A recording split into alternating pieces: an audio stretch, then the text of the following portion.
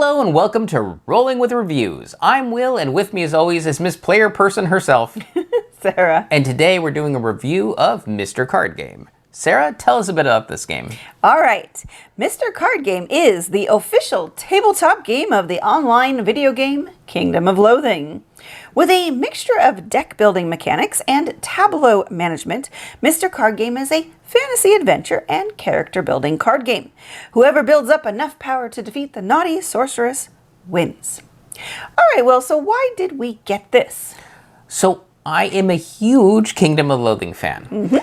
I had heard about this game, but given how old it was and out of print it was, I didn't even bother telling Sarah about it. No. However, I've been doing a lot of math trades recently, and one of the things I've been doing to try to boost the chances of getting a trade is actually going through the list, which can be like 200 pages or more, and trying to find some unique gems.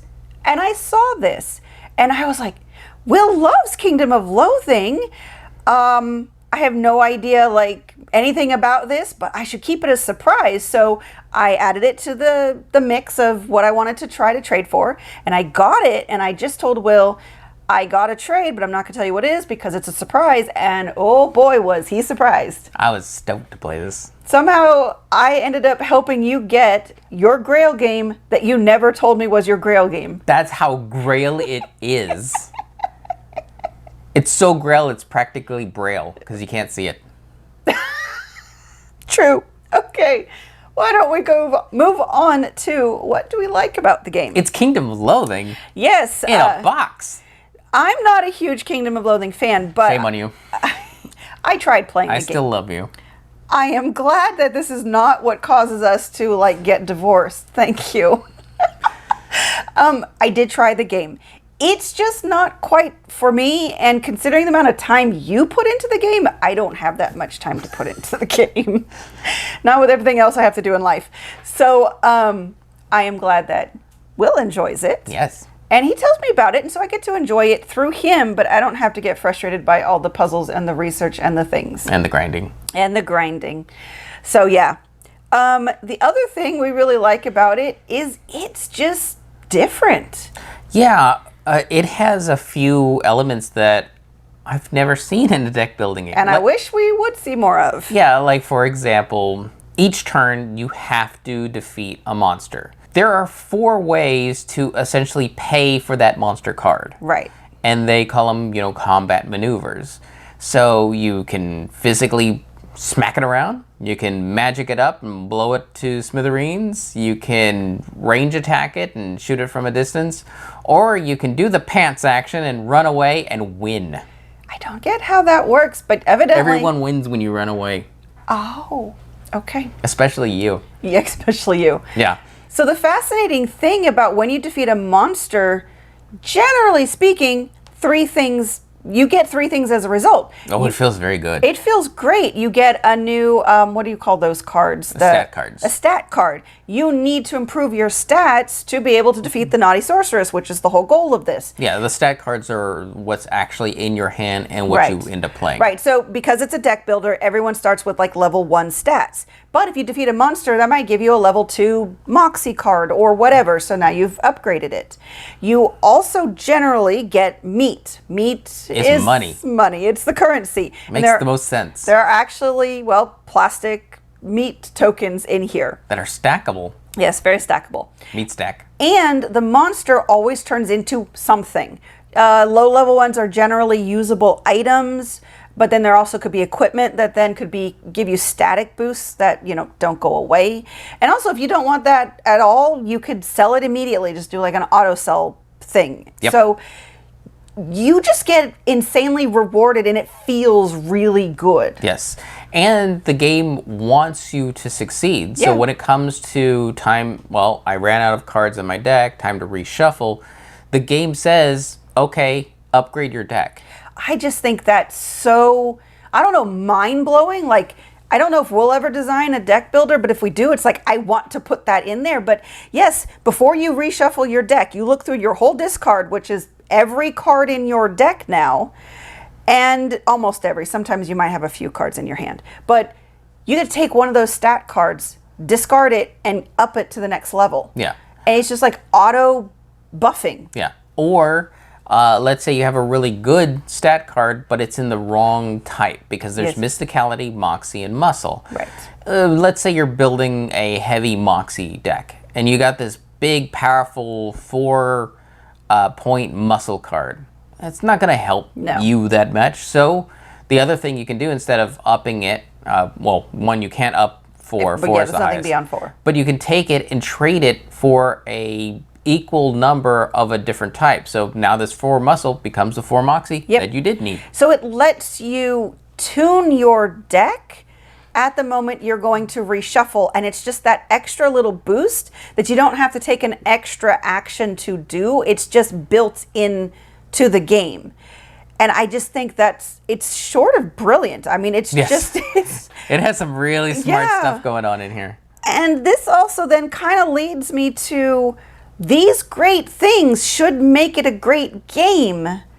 But what this game doesn't do well, Well, do you want to start with the cognitive since that's a better... yeah, it's So the game doesn't really tell you that the whole point is trying to get through this as fast as possible. yeah. So there are just hints at that could be the case. But if you go too fast and you get it wrong, you can do player elimination, which is never fun. Right. And then there's no other direction, so you can putz around and find, well, now it's been 3 hours. Yeah, you could just spend all the time just defeating monsters in the kingdom. And Because it's kind of addictive. it is. It's really addictive. It's very rewarding. It's Yes. I beat up a monster. I just got all these things. Oh, I can buy a new skill. I can buy a spell. I can upgrade this. The problem being is when you go to defeat the naughty sorceress, if you don't succeed, you are eliminated from the game. And if you've been playing for 2 hours, that feels horrible. So I think this leads to people being extra cautious, turtling more to be like, okay, I need to make sure I can do this because I don't want to get eliminated just because I picked a poor time to try to defeat the boss. So that player elimination threat, I think, is what really elongates the game because you're like, well, I don't feel confident in trying that. Yeah, and honestly, if you've been playing for 2 hours, chances are you're going to defeat the naughty sorceress. Right. But it could be that uncertainty. It's because other adventure games that we've played generally are you go through a series of challenges and then it's the boss. And so generally there's not a whole lot of wiggle room on how much time it takes. Yeah, but this all puts the timing of the game in the player's laps. Right. And the player's like, well, I didn't design the game, so I don't know when is a good time to hit the big shiny red Right. button. And honestly, I hate to say it, this is part of why I stopped playing Kingdom of Loathing, the video game. I was putzing around just doing things, and I didn't have enough guidance in the video game to know where to go, what to do, when to do it. So I could give it to you now. you could give it to me now, but when we both started trying to play it at the same time, Yeah. I just felt like I was fighting the same things over and over again and never getting anywhere. Because the video game inherently doesn't lead you by the nose, which granted, you don't always want to be led by the nose, but having a quest or some direction. And so I think that's the downside. The board game version is very much like the video game in that it doesn't give you direction. And literally you can just continue playing in the kingdom for as long as you want to play in the kingdom. Yes. The other thing, And this is a bigger thing. The graphic design. yeah, the graphic design. So again, I think we talked about this in our Rolling with Two, talking about the accessibility. The art is iconic for the video game, but it is not important because it's stick figure art. Yeah. They And- made it feel like it's supposed to be very Right. important in the board game. Yeah. So it starts covering up actual useful parts. Right. So of the like game. most of the cards, you cannot read the name, which is under the picture, because their feet or other things are covering most of the letters in the words. And not only does that like obscure the usability of it, but it also obscures the theme. So if you're somebody like me who's not fully into Kingdom of Loathing, you're really missing out because you don't understand the reference, you don't understand any jokes or whatever. But then just the usability of it covers things up. And then there's other issues where trying to tell cards apart when you're trying to sort them, there's watermarks behind the art, which is just a terrible way to go about it. Yeah. So, yeah. But make sure to check our Rolling with Yeah. Two video for accessibility, because we go pretty well. Yeah. A long time on covering all that. Yeah, we go really into depth on it. Yes. Otherwise, it's the company wasn't prepared for the success this game was. Yeah, the board game company, which was, what was Evertide it? Games. Evertide Games. I think you said this was their second game. No, I think they had third? other party games Okay. underneath their belt. I don't know how many. But this game came along, and it was still at a point where Kingdom of Loathing was fairly popular on the internet. So when they kickstarted it, they got more support than I think they were expecting, and worldwide support. Yeah. So this is what unfortunately has destroyed a lot of Kickstarter companies over the years, is not being prepared for success, being prepared for a huge success. And also they just made some really poor choices on early birds and fancy doodads and all these things that they didn't handle correctly. They didn't know how to ship internationally. So the problem is all these decisions just ruined the potential life of this card game. This is a huge box. It could be a quarter of this size and it would hold everything. Yeah, but they were trying to future-proof it. They were trying to future-proof it, which is not a terrible idea if you know how to run a Kickstarter campaign and a Kickstarter company. They did not know how to do that. Yeah, in fact, they had to tear apart the company just to try to fulfill some of the international orders. And not all the international orders ever went out. Right. So, unfortunately, this game is about a fourth of what it could have been if it had been handled better. Yes. So, that is just really the unfortunate part about it. Yeah. So, I think then we kind of need to move on to who this is for. Die-hard Kingdom of Loathing fans. That like board games. Yes. Because this, yeah, like Will. You have to be Will. Yes. This is not going to be very easy to find. I mean, this is randomly on a math trade. I can't imagine there's that many copies out available, because I imagine most Kingdom of Loathing fans kept it. Even if they didn't necessarily like the game, they probably kept it as a collectible. Especially if they ended up being one of the few people who got those early bird deals and all the things and whistles and stuff and got everything. So we were looking through this, and this has quite a few Kickstarter exclusive things, but not everything. But again, we got it through math trades. We're not really going to argue about that. But yeah, this is not going to be for most people. Yes. Okay, ratings. So for our ratings, we each have D6 worth of ratings to give. 1 is low, 6 is high. Give a number, a reason why, add them together, and see what it roll for us. Sarah, what did Mr. Card Game roll for you? I gave it a 3, and that's because I really do like what you do. Like, what your turn is fantastic. Most of how the rest of the game is organized, not so much, especially with how long it is. One of the things we didn't touch on is our second play was a lot faster. I'm sure we did it under an hour, but we each played with a Mr. Accessory card that gave us +2 Yeah, to every stat, and we kept it as an extra card to our 3 equipment cards, and that sped up the game a lot. Maybe a little too much. Yeah, I think I could do it still under an hour, Right. even without it. But still, I think for most people, you're going to need something to speed it up. And if you don't have those Mr. Accessory cards, you're going to need to do like, instead of all 1s at your starting thing, you start with a 2 of each type. But anyways, the game is way too long for what it is. The graphic design kind of just ruins the theme for me. I don't have as much connection. So at this point, I'm probably never going to ask to play the game, but I will play it when Will asks to play it. So that's why I gave it a 3. For me, I absolutely love Kingdom of Loathing, but I only give it a 4. Okay. And it has a lot to do with the fact that, yes, graphically, it's pretty bad. The art does honestly kind of wreck some of the elements of the game.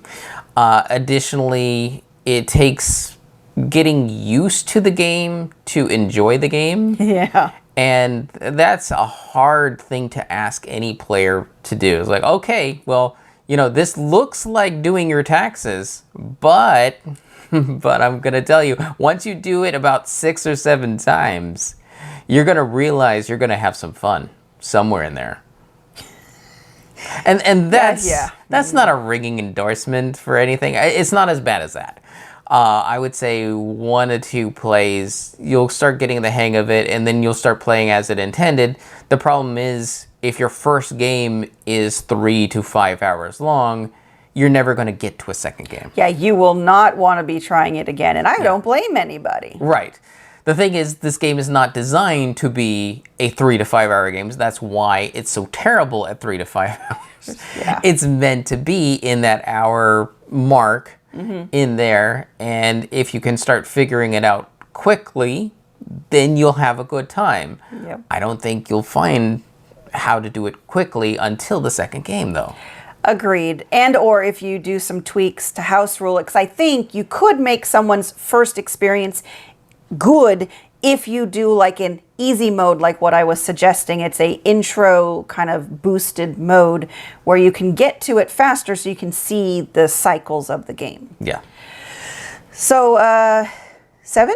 7 out of 12. I mean, that's not terrible. Yeah, it's not terrible. It's not great either. Like I think we've said in the Rolling with 2, this is for the Kingdom of Loathing fan. Yeah. Like myself, who loves board games and wants to see it because they do a great implementation of The theme. the video game. Yeah. And there's so much of the video game I see in this box, and it has a freaking cool bunch of ideas in here. I just wish that it could be developed more, like if just it could be polished and more content added. I think this could really rise to be a much better game. Yes. But we'll probably never know because this game is so old as it is right now. Yeah, and it's not going anywhere. And no. All right. Sarah, do you have any loathing questions for me? I am your resident Kingdom of Loathing expert. I know because you reside with me and you play Kingdom of Loathing. I don't know what questions to ask. Oh, I know. Are there any llamas? Yes. Oh, see? Kingdom of Loathing has everything, even llamas. Even llamas. And we've been Rolling with Reviews. And remember, if you have any questions, comments, or concerns, you can reach out to us on the various social media platforms at Rolling with 2, that's TWO. We are on Twitter, Facebook, and Instagram. And on YouTube, please like and subscribe. And if you have time, check out the other content Nanaman has found for you, because remember, he's rolling with you.